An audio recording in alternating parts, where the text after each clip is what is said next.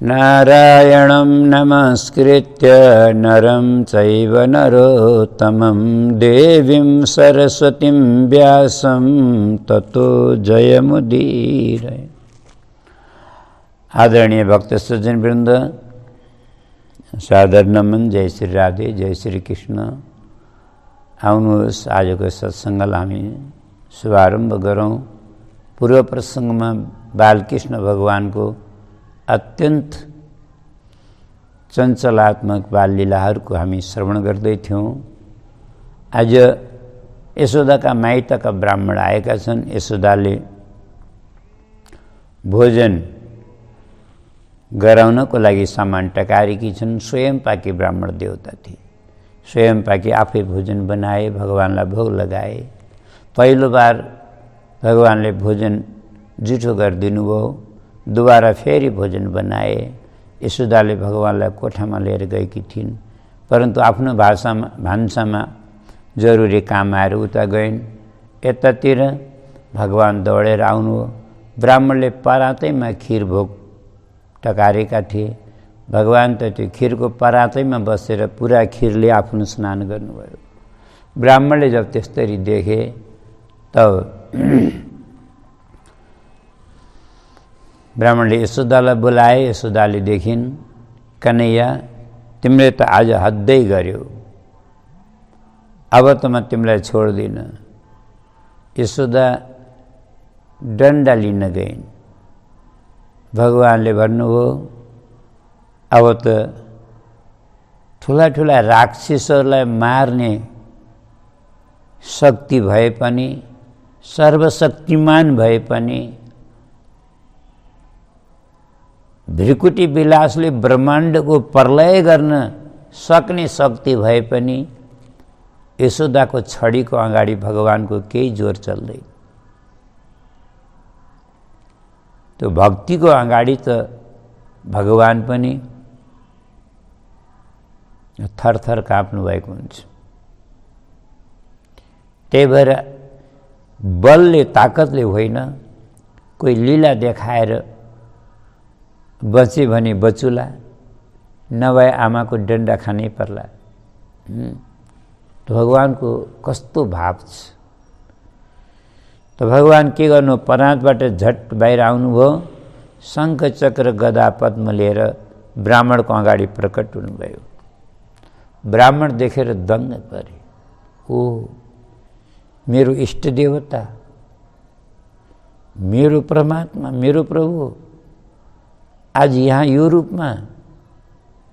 धन्य हो प्रभु, मैले चिन्न सकिनँ, क्षमा गर्नुहोस्। साष्टाङ्ग प्रणाम गरे।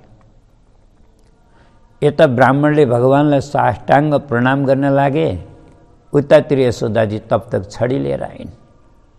छडी लिएर आउँछिन् भन्दा त भगवान त फेरि उही सानै रूपमा प्रकट भइसक्नु भएको थियो। यशोदाले देख्नै पाइनन् यहाँ के भयो विचार। अरू बुझ्न नदेखेपछि बुझ्न पनि सकिनन्। उनले त के सोचिन्छन्, ब्राह्मण देवता बिचरा भोकले हिँडेर आएका, थाकेका, भोकले आइतिएका, भोजन बनाउँदा आगामा पनि बसे, गर्मी भयो होला, चक्कर आएर लडेछन् बिचरा। हेर त लड्न पनि कता लड्यो होला नि, मेरो बालककै गोडातिर, चरणतिर। ब्राह्मण देवता के भयो हजुरलाई, के भयो हजुरलाई भन्छन्। ब्राह्मण न बोल्छन् न उठ्छन्, मूर्छै परे जस्तो छ। भने अब त्यो डन्डा एकतिर, छडी त एकतिर फालिन्। गएर ब्राह्मणलाई दुवै हातले साँतेर उठाउन थालिन्। उठ्नुहोस् ब्राह्मण देवता, उठ्नुहोस्, उठ्नुहोस्। अब ब्राह्मण देवता के को उठ्ने हो, भाव विभोर भएको छ। जुरुक्क साँतेर उठाइन्। उठाएपछि त आँखाभरि आँसु। अझै पनि बुझ्न सकेनन् के सोच्छिन्। बिचारा भोकले रुँदासम्म रोएछन्, अनि चक्कर आएर बेहोस भएछन्, पल्टिछन्। ब्राह्मण त भोर नरुनुहोस्, टाढाबाट आउनुभएको, धेरै भोक लागेको होला, म एक गिलास दुध ल्याएर दिन्छु, हजुरले भोग लगाएर दुध लिनुहोस्, अनि त्यसपछि म यहीँ डन्डा लिएर हजुरको अगाडि बस्छु, जब तक हजुरले भोजन गर्नुहुन्न। एक बार अरू तयारी गरिदिन्छु। ब्राह्मणले भने तयारी हुन्छ पछि गर्नु, पहिला ऐँ भोग लाएर भित्र लगेको भोजन ल्याउ त खिर। यशोदाले भने त मेरो छोराको जुठो के गर्नुहुन्छ र, काम छ ल्याउ न। अब काम छ भनेपछि त होला केही भन्नु पर्यो। गएर त्यो भोजन जो लिएर गई थिइन् फर्काएर लिएर आइन्, ब्राह्मणलाई दिइन्, ब्राह्मणले समातेर खिर पिउन लाए। यशोदाले अझै पनि बुझ्न सकिनन्। यशोदाले त सोचिन् हो न हो भोकले बिचरा आइटिएका, अब बेहोस भएर अब चक्कर आएर अब मूर्छित पनि भएका, बिचरा बुद्धि सठियाएछ, जुठो चोखो पनि बिर्सेछ। अब मेरो छोराको जुठो खाए, यो पाप पनि मैला लाग्ने होला। हरे शिव। ब्राह्मण देवता के गर्नुभएको, यो मेरो छोराको जुठो, हजुर त स्वयं पाके ब्राह्मण हो। यस ब्राह्मणले भने यशोदाजी अब मलाई स्वयं पाकी नबनाए तिमीले, केलाई के भयो र, के हुने हो, तिम्रा घरमा मेरो साङ्यता भयो, मलाई के थाहा, यो साङ्यता तिम्रै घरमा लेख्या रहेछ। यशोदा मैले केही तितुपिरो भनेको भए क्षमा गर्नु, मलाई थाहा थिएन तिम्रा घरमा मेरो इष्ट देवता आएका छन् भन्ने। आज मेरो जीवन सफल भयो, म धन्य भएँ। यशोदा तिमीले त मलाई मेरो इष्टको दर्शन गराइदेऊ। यशोदाले यो सब कुरा बुझ्नै सकिनन्। ब्राह्मण देवता आज गदगद भए, विश्राम गरे, तदनन्तर गए। यो अद्भुत लीला हो प्रभुको। यसरी यस्ता सुन्दर सुन्दर बाल लीलाहरू गरेर आज सम्पूर्ण ब्रजवासीहरूलाई, यशोदा मातालाई अत्यन्त आनन्द प्रदान गर्नुभएको छ भगवानले। यस्तो आनन्द प्रदान गर्नुभएको छ। यो कथा सुनेर त परीक्षितलाई एउटा शङ्का पो भयो कि नन्द बाबा यशोदाले पूर्व जन्म के पुण्य गरेका थिए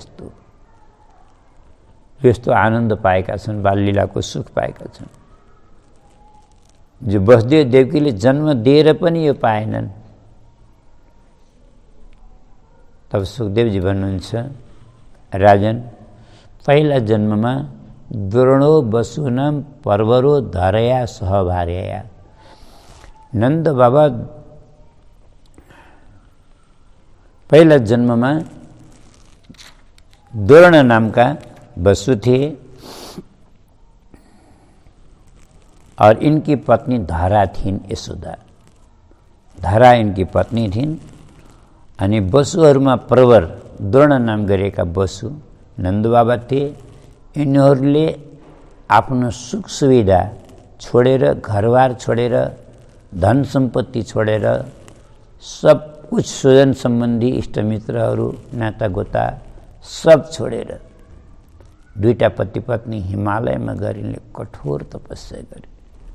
जङ्गलमा एकान्तमा गएर धेरै कठोर साधना, कठोर तपस्या गरे र भगवानले यिनलाई दर्शन दिनुभयो र वरदान माग्न भन्नुभयो। तब यिनले प्रभु हामीले हजुरको बाल लीलाको सुख लिन चाहन्छौँ भनेर वरदान मागेका थिए।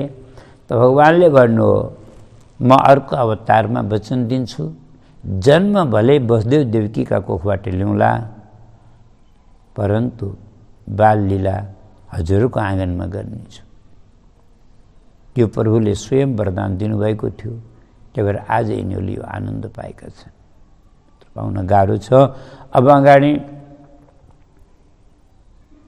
माखन चोरीको कथाको प्रसङ्ग छ। अब माखन चोरी अब प्रसिद्ध छ, माखन चोरी। त्यही भएर यस विषयमा सुन्न त पर्यो। तर भागवतमा सुखदेव स्वामीले कहीँ पनि एक जग्गा पनि आफ्नो मुखले, आफ्नो भाषामा, आफ्नो शब्दमा श्रीकृष्णले चोरी गर्नुभयो भनेर भन्नुभएको छैन। कहीँ पनि नौनी चोर्नुभयो भन्ने कथा भागवतमा छैन। अब सुखदेव स्वामीले किन वर्णन गर्नु भएन? माखन चोरी गर्नुभएको त पक्कै नै हो, तर सुखदेव स्वामीले किन वर्णन गर्नु भएन यो त सुखदेव स्वामीलाई मात्रै थाहा होला। हामीहरूले त अनुमान लगाउने हो, कल्पना गर्ने हो। यसमा दुईटा कारण हुन सक्छन्। पहिलो कारण, कलियुगी हामी जस्ता प्राणी साँच्चै भन्ने हो भने भगवान श्री कृष्णको माखन चोरी जस्तो यो दिव्य लीलाको हामी श्रवण गर्ने, संकीर्तन गर्ने हामी योग्य छैनौँ, हामी पात्र छैनौँ, हामी अधिकारी छैनौँ। हामी जस्ता संसारी प्राणीको अधिकार छैन श्रीकृष्णको माखन चोरीको श्रवण गर्ने। साँच्चै भन्ने हो भने त तितो सत्य यही हो, किनकि माखन चोरी यस्तो अद्भुत और दिव्य पवित्र लीला हो, हामीले यथार्थ अर्थ और मर्म बुझ्न सक्दैनौँ, जान्न सक्दैनौँ। त्यही भएर पनि सुखदेव स्वामीले यो चर्चै गर्न चाहनु भएन। एउटा कुरा यो हुन सक्छ। अब अर्को कारण हुन सक्छ चोरी कसरी भन्ने। अब चोरी नभनिकन यो कथालाई प्रस्तुति कसरी गर्ने? किनकि वास्तवमा चोरी नै हुन्थ्यो भनेदेखि त साफ साफ चोरी भन्न सक्ने थियो। सुखदेव स्वामीले बिना सङ्कोच भन्नु नि थियो। त वास्तवमा नै चोरी होइन। सुखदेव स्वामीको अन्तरात्माले नै यो चोरी हो भनेर मान्नुहुन्न। चोरी नै होइन त होइन भने अनि कसरी प्रस्तुति गर्ने? यो प्रस्तुति कसरी गर्ने यो समस्या भयो। अब चोरी होइन भने के हो त भन्ने मान्छेको शङ्का होला। अब यसै विषयमा निवेदन गरौँ। चोरी भगवानले कसरी गर्नुभयो यो चर्चा छोडिदिउँ अहिले। हामीले प्राय सुनि पनि रहेका हुन्छौँ और अनुमान गर्न पनि सक्छौँ। चोरी त जसरी चोरले चोरी गर्छ त्यसरी चोरी हुन्छ। चोरी कसरी गर्नुभयो यो धेरै महत्त्वको कुरा होइन, महत्त्वपूर्ण कुरा होइन, परन्तु चोरी किन गर्नुभयो यो महत्त्वपूर्ण कुरा हो। यस विषयमा हामीले चर्चा गरौँ। अब हामीले विचार गरौँ सबभन्दा पहिला चोरी कसले गर्छ? चोरी गर्नु कसैको पनि रहर या शौक हुन सक्दैन, मजबुरी या बाध्यता हुन सक्छ। मान्छे मजबुरीमै चोरी गर्छ, कसैले पनि रहरले गर्दैन। एउटा कुरो। दोस्रो कुरो, कदाचित कोही चोर कसैका घरमा चोरी गर्न आयो भने हामीले विचार गरौँ चोरले के को चोरी गर्छ? रुपैयाँ पैसाको चोरी गर्छ, धन सम्पत्तिको चोरी गर्छ, या दुध दहीका मटकामा कता दही राखेको छ कता नौनी राखेको छ भनेर खोज्दै हिँड्छ। कुनै पनि चोरले कसैका घर गएर दही मोही हेर्दैन, दुध दहीका ठेका हेर्दैन। चोर दही चोर्न कसैका घर आउँदैनन्। चोर त धन सम्पत्ति चोर्न आउँछन्। अनि भगवान श्रीकृष्णले कसैको धन सम्पत्ति छुनु मात्रै भएको छुनु भएको छ भने पनि भनौँ, कसैको छुनु पनि भएन, चोरी गर्नु त परै जाओस्। त नौनीको मात्रै चोरी कसरी हुन्छ? नौनीको मात्रै चोरी किन हुन्छ? कसरी हुन्छ? त्यही भएर यो चोरी होइन, चोरी होइन।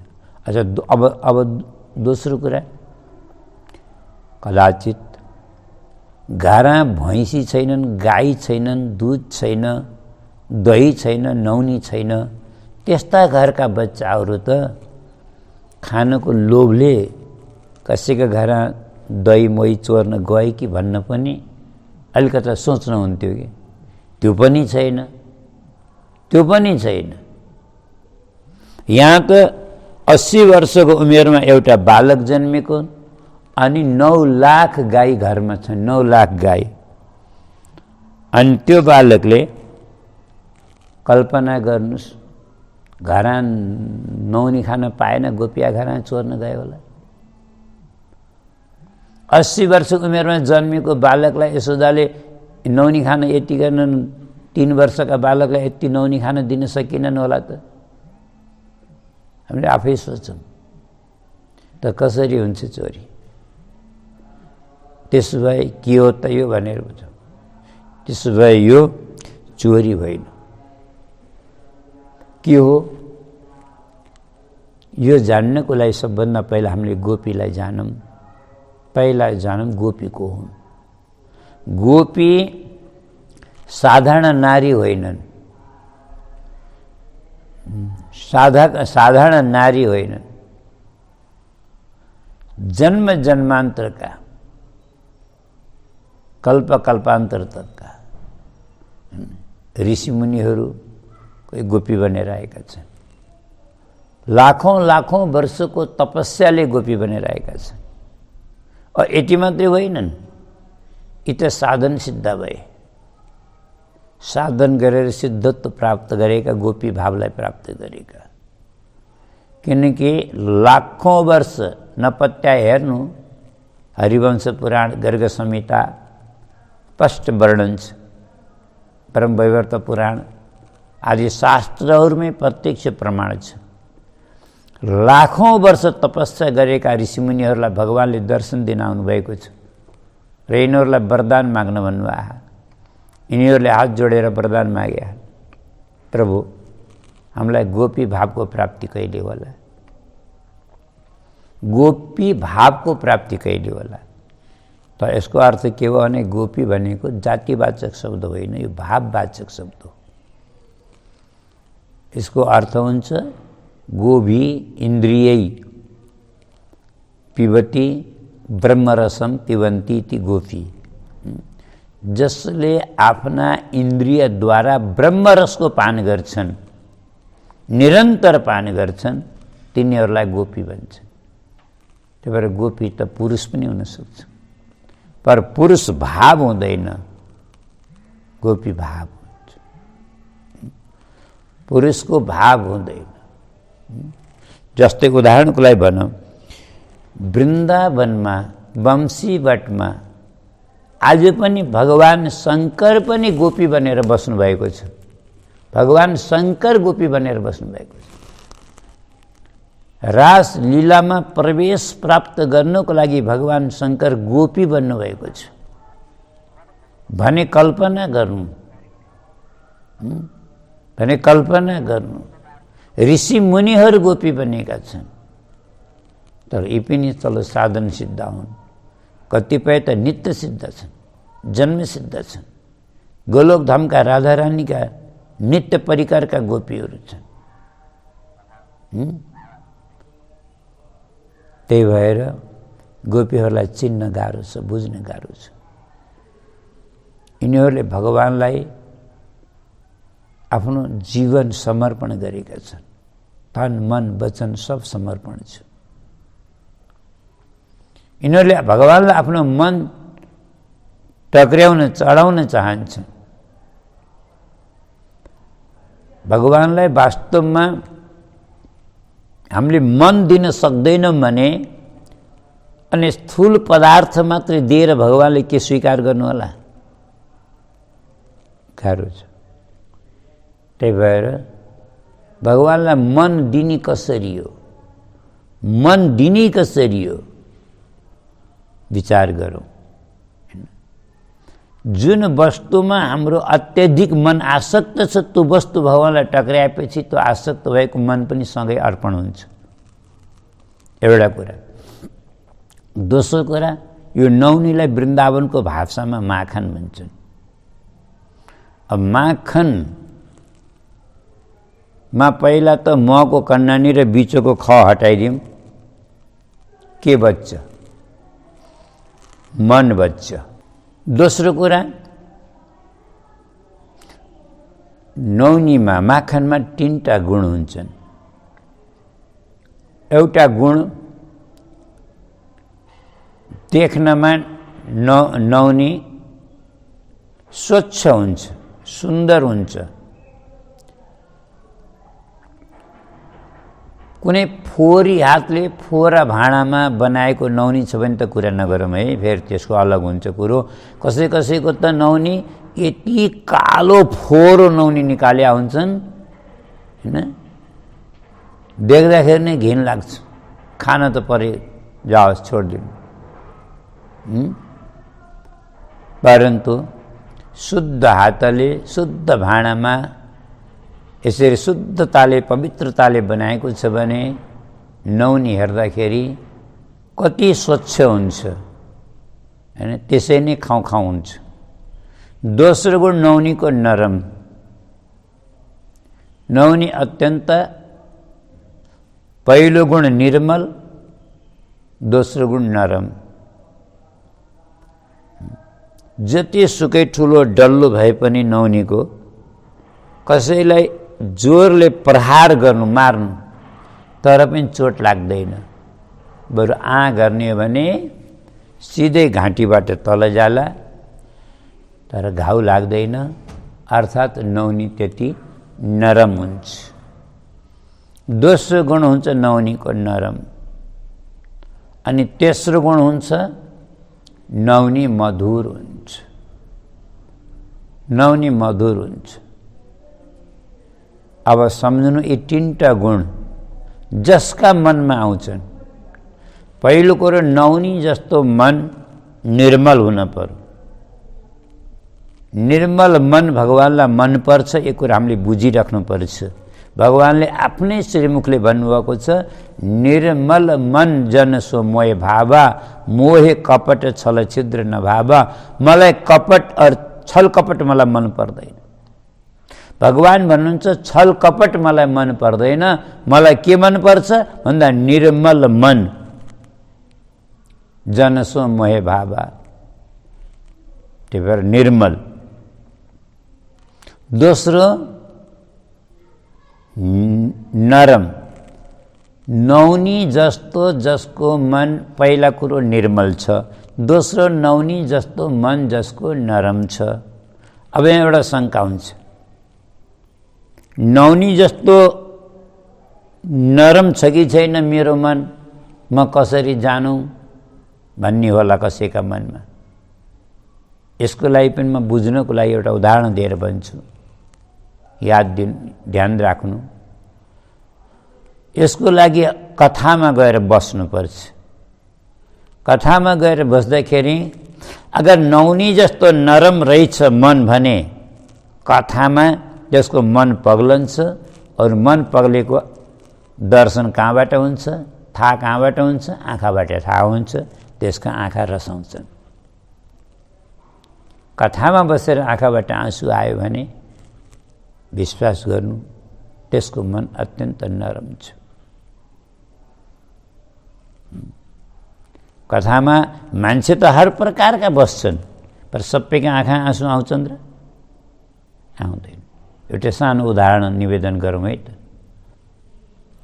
चैतन्य महाप्रभुजीले कथा गर्नुहुन्थ्यो, हजारौँ मान्छे आएर सुन्थे। कथामा भाव विभोर भएर सुन्थे, भाव विभोर भएर। सबैका आँखा सजल हुन्थे, सजल नयन हुन्थे। अब त्यो हजारौँको भिडमा एउटा बिचारा यस्तो अभागी पनि आएर बसिया रहेछ, उसका आँखा मरुभूमि जस्ता, रसाउँदै नरसाउने।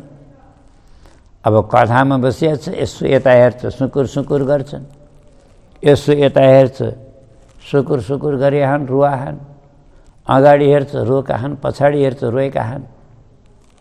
आफ्ना आँखातिर ध्यान जान्छ, मरुभूमि जस्ता भएहान्, रसाउँदै रसाउँदैनन्। लाजले 4 घण्टा घोप्टो मन्टो लाएर बितायो हैन। सबै रुने ठाउँमा त एउटालाई रुन आएन भने पनि त लाजै हुन्छ कि। अब फेरि कोही नरुने ठाउँमा एउटालाई आँखा आँसु आयो भने पनि लाज हुन्छ, त्यसले पनि लुकाउनु खोज्छ बिचरा के गरोस्। 4 घण्टा बिताएर गयो, अर्को दिन त बाठो भएछ। के गरेछ, खुर्सानीको धुलो पोको पारेर ल्याएछ रुमालमा। अब जेबमा राखेर बस्यो, कथामा बस्यो। अब कथामा कोही बस्दै त रुनी थोरै हो र, रुनी त प्रसङ्ग आउनु पर्यो के होइन र। कथामा त हर प्रकारको प्रसङ्ग आउँछ, कहीँ हास्य रस आउँछ, कहीँ वीर रस आउँछ, जोस आउँछ कथा सुन्दा है, कहिले हाँसो पनि लाग्छ। अब जब करुण रस आउँछ त एकदम आँखा रसाउँछन्, भाव आउँछ भित्रबाट गदगद भएर, अनि कण्ठ अवरुद्ध हुन्छ, आँखा सजल हुन्छन्, आँखा आँसु आउँछ। अब उस यसो हेरो दायाँ बायाँ सबै रुन थाले, उसको पोको के गर्यो, आँखेको त्यो खुर्सानीको पोको निकालेर आँखा दलो बेसरी रोए, आँखा आँसु पुछि जाइ बेसरी दलो। अब खुर्सानी दलेपछि त आँसु त त्यसै वर्ष नि भयो के बिचरा। अरूका त रसाएका छन्, त्यसको त वर्ष्यो आँसु। अब त ठाडो घाँटी लाएर यताउता हेर, म पनि कोही कम छैन भने ठान। अब सबैले हेरे, वास्तवमा दङ्ग, सबैले अचम्म पऱ्यो। ओहो, यस्तो भक्ति त हामीले कहीँ देखेका थिएन। र त आँसु पनि अरूका त अलिअलि रसाहन, यसको त धरै धर बस्यो। अच्छा, अरूलाई त टाढाबाट हेर्ने त आँसु देखेर प्रभावित भए, एकदम भावुक भए, श्रद्धा गरे, उसलाई त मनै मन नमन पो गरे। पर त्यो छेउमा कोखा बसेकालाई खार लागेछ खुर्सानीको। अनि राम्ररी हेर्दा त उसले खुर्सानीको पोकै दिएको। त खुर्सानीको पोको दली दली बरु रहेछ। अद्ध भए पनि त चुपचाप बसिया त हुन त के जाँदो नि उसको। गएछ र गुरुजीलाई भनिदिएछ, गुरुजी हेर्नुहोस् न, त्यो मेरो कोखा बसेको मान्छेको त आँसु साँसु केही आउँदैन, खुर्सानी दल्दै रुँदै गर्छ। अब भन्न किन जानु परेको होला। अब गुरुजी पनि फेरि कस्ता गुरुजी हेर्नु न, व्यास गद्दीबाट जुरुक उठेर गएर त्यसलाई उठाएर अँगालो मारेर चाट्न पो लाग्नुभयो। धन्य हो, यस्तो श्रोता, यस्तो भक्त त मेरो कथामा आसन कोही आएको थियो। तिमीले एकदमै ठिक गर्यौ। यस्तो भगवानको पवित्र कथामा बसेर पनि नरसाउने आँखामा खुर्सानीको पोगो होइन, खुर्सानी मुठ्ठीभरि हालिदिनुपर्छ। त्यस्तो आँखाको के काम? त्यस्तो आँखा त खुर्सानी हाल्नैको लागि हुन्छ। एकदम ठिक गर्यो भन्दै अँगालो मार्दै। त भनाइको तात्पर्य बुझौँ है, यदि मन कँलो रहेछ भने आँखा खुर्सानी हाल्न पर्दैन, आँखा त्यसै रसाउँछन्। अनि तेस्रो कुरा, नौनी जस्तो मन यदि मधुर छ, मिठो छ भने, अब नौनी जस्तो अब मिठो छ कि छैन मन कसरी जान्ने भन्ने शङ्का होला यहाँ पनि। त्यसको लागि पनि एउटा उपाय छ। के उपाय छ भन्दा, अब मुख हेरेर त कसैलाई थाहा हुन्न मन मिठो छ कि छैन भनेर। त्यसमा 2-4 दिन सङ्गत गर्नुपर्छ। 1-2 दिनको सङ्गतले केही थाहा हुँदैन। 1-2 दिन त सबै मान्छे मिठै बोल्छन्, राम्रै देखिन्छन् है, राम्रै लाग्छन्। तर अलि दिन 2-4 दिन 5-7 दिनको सङ्गत गरेपछि थाहा हुन्छ, मान्छेले आफ्नो औकात देखाइहाल्छ है। कोही मान्छे त एउटा कुरा बताऊँ, जसको मन मिठो हुन्छ नि, उसको बोली मिठो हुन्छ, अनि उसको बाणी वचन मिठो हुन्छ, व्यवहार मिठो हुन्छ, स्वभाव मिठो हुन्छ, सबै मिठो हुन्छ। यस्तो मिठो बोली बोल्छन्, सुन्नेवालाको लागि पनि शरबत पिए जस्तो हुन्छ। कानबाट कसैले शरबत हालिदिए जस्तो मिठो लाग्छ। कसैको मुटुमा नबिज्ने मिठो बोली बोल्छन्, जसको मन मिठो छ। जसको मन मिठो छैन, उसको बोली पनि मिठो हुँदैन। यस्तो तितो पिरो बोल्छन्, यस्तो नराम्रो फोरी, सुन्नेवालालाई लाज, त्यस्तो बोली बोल्छन्। सरस्वती बस्ने बाणीमा कस्ता कस्ता अपशब्दहरू, गालीहरू, फोरा कुराहरू। के गरून् बिचराको, मनै मिठो छैन त बोली कहाँ मिठो आओस्। दुर्भाग्य हो। त्यही भएर मन मिठो रहेछ भने उसको बाणी, उसको व्यवहार, उसको प्रकृति, उसको स्वभाव सबै मिठो हुन्छ। अरू विश्वास गर्नुहोला, जसका मनमा यी तीनटा गुण नौनीमा भएका जो गुण छन् तीनटा, यी गुण जसका मनमा आउँछ, जसको मन नौनी जस्तो निर्मल छ, नौनी जस्तो नरम छ, नौनी जस्तो मधुर छ भने आफ्नो मनलाई जोगाएर राख्नु, लुकाएर राख्नु, बचाएर राख्नु, सम्हालेर राख्नु होला। नत्र कहिले कतिखेर कुन बेला वृन्दावनको बिहारी आएर, वृन्दावनको श्रीकृष्ण आएर तपाईको मन चोरेर वृन्दावन लैजान्छन्, तपाईले थाहा पनि पाउनु नै छैन। यही हो मक्खन चोरीको रहस्य। अब अगाडिको प्रसङ्ग अर्को भागमा निवेदन गरौँ।